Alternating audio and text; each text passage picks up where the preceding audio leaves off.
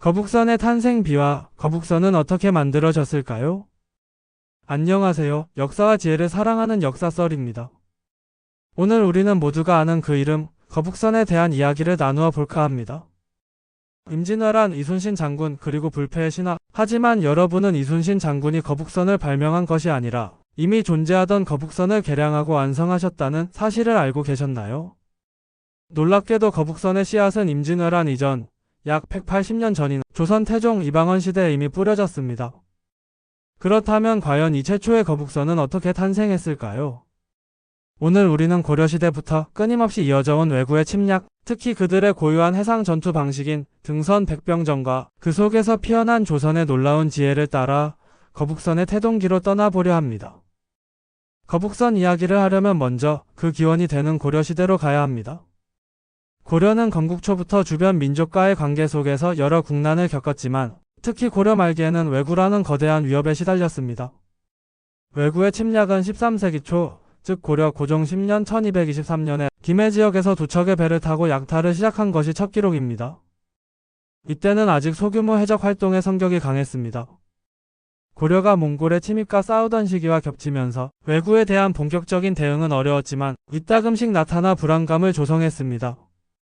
이후 몽골이 일본 원정을 시도하면서 80여 년간 왜구의 활동이 주춤하는 공백기도 있었죠. 진정한 위협은 14세기 중엽부터 시작되었습니다. 특히 1350년대부터 왜구는 이전과는 비교할 수 없는 대규모 병력으로 고려를 침략하기 시작합니다. 수도인 개경, 지금의 개성 인근 예성강까지 올라와 위협하며 국가 전체를 공포에 떨게 만들 정도였습니다. 난리에는 해안에서 50리 안쪽으로는 살 수 없다는 말이 공공연히 돌 정도로 백성들의 삶은 피폐해졌고 좋은 선 세금을 운반하는 배은 약탈당해 국가 경제마저 위태로웠습니다. 급기야 수도 개경의 계엄령이 선포되거나 심지어 천도까지 논의될 정도였으니 그 피해의 심각성은 이루 말할 수 없었습니다.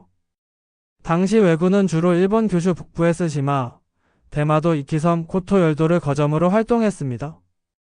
일본 내 남북조 시대의 혼란으로 지방 통제력이 약화되고 만성적인 식량 부족이 겹치면서 왜구는 약탈을 생업으로 삼게 된 것이죠. 흥미로운 점은 이 왜구 중에는 일본인뿐 아니라 가외라 불리는 고려인이나 중국인까지 섞여 있었다는 기록도 있다는 사실입니다. 그리고 이 왜구들의 주된 해상 전투 방식은 바로 등선 백병전이었습니다. 적선에 달라붙어 뛰어오른 후 칼이나 창으로 무장한 병사들이 백병전 즉 근접 전투를 벌여 승부를 결정짓는 방식이었죠.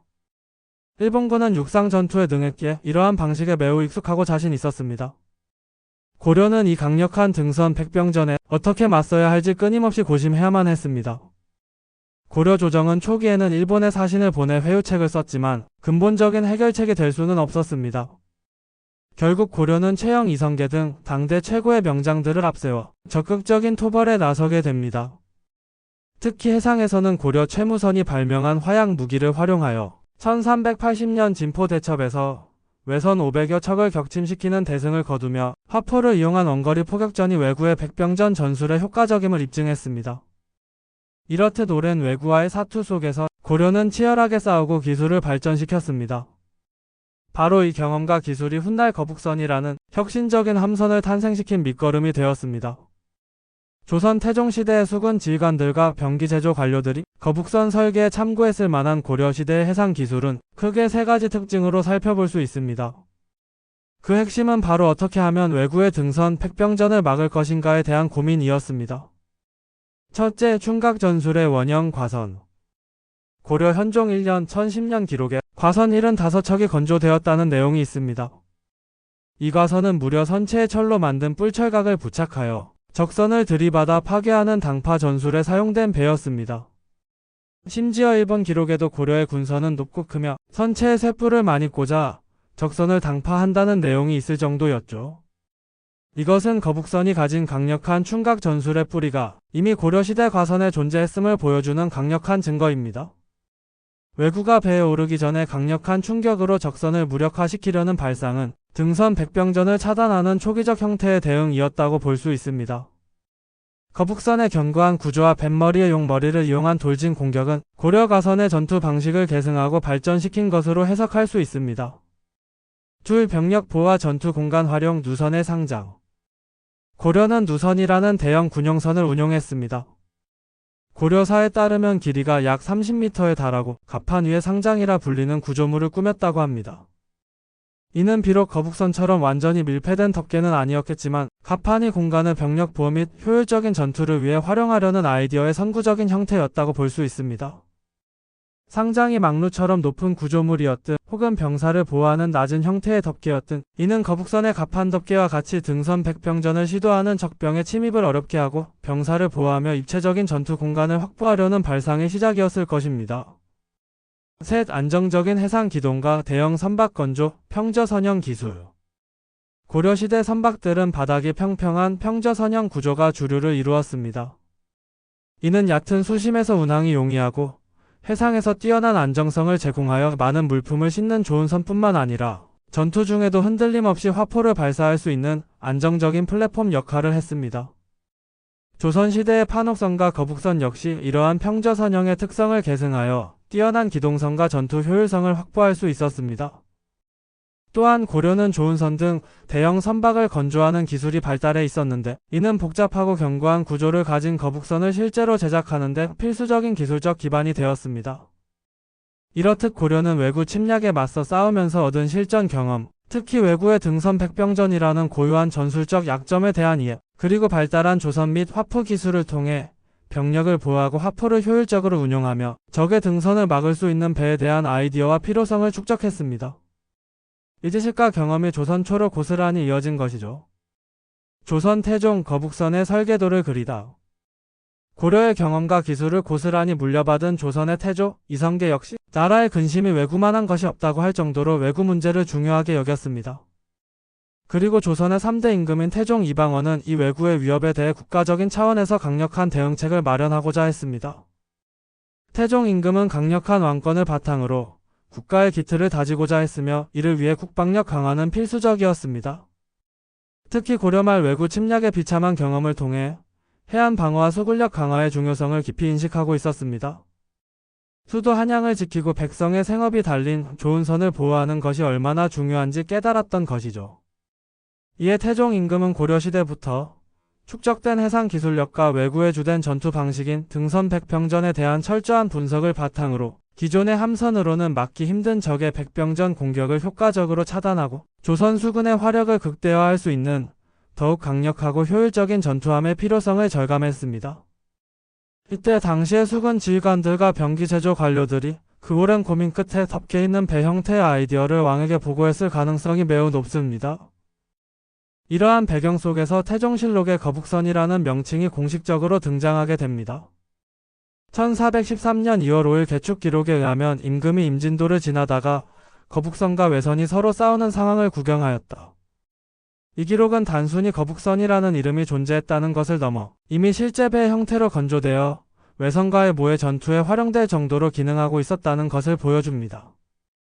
임금이 직접 이를 관람했다는 것은 거북선에 대한 국가 최고 지도자의 깊은 관심과 이것이 단순한 구상이 아닌 국가주도 사업이었음을 시사합니다. 이모의 전투는 외선이 등선 백병전을 시도하는 것을 거북선이 어떻게 막아내는지를 보여주는 중요한 시범이었을 것입니다. 1415년 기록에 의하면 본 영에서 전선, 귀선, 방선, 병선 등 배 6척을 모두 개조하였으며 전선 2척은 배 위에서 가장물을 설치하여 조은선 모양으로 만들어 통용할 수 있게 하였습니다. 이 기록에서도 귀선이라는 이름이 다시 한번 언급되며 거북선이 당시 조선 수군의 주요 병선 중 하나로 인식되고 있었음을 알 수 있습니다. 이 시기에는 기존의 거북선을 계속해서 재정비하고 개조하는 노력이 이어졌음을 보여주는 대목입니다.